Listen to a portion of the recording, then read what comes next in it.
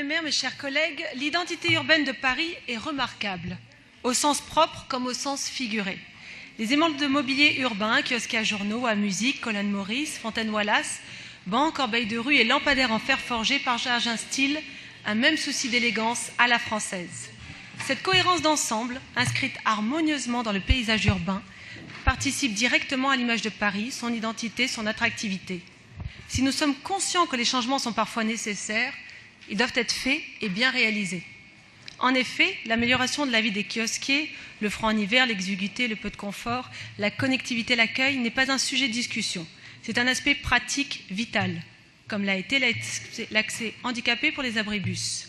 Cependant, les marchés de renouvellement de mobilier urbain font la part minoritaire à un aspect très important, le design.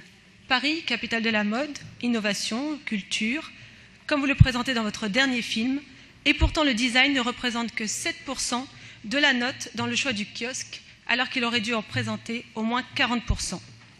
Sans tomber dans la présomption du beau et du laid, vos choix dans le design des nouveaux kiosques, conteneurs à verre, bacs à végétaux, partagent deux points communs, peu de cohérence ou d'identité commune aux différents éléments de mobilier urbain entre eux, le design n'exprimant rien en termes d'identité ou d'originalité propre à Paris, du standard, de l'interchangeable.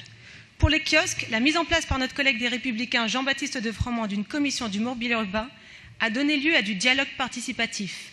Et cette réflexion semble donc être un instrument qui va dans le bon sens. L'existence d'un échange nourri permet d'apprécier les critères de cohérence, d'insertion urbaine, d'identité propre et de limiter la standardisation de notre mobilier urbain. Aussi, Madame le maire, à l'approche du renouvellement des colonnes Maurice, et plus généralement dans le cadre des marchés relatifs au renouvellement du mobilier urbain ou à l'implantation de nouveaux services sur les places publiques, quel instrument juridique comptez-vous déployer afin de garantir que le mobilier urbain parisien s'inscrive en cohérence avec les autres pièces de mobilier urbain à Paris, fasse la part belle à l'innovation, témoigne d'une identité spécifique à Paris ?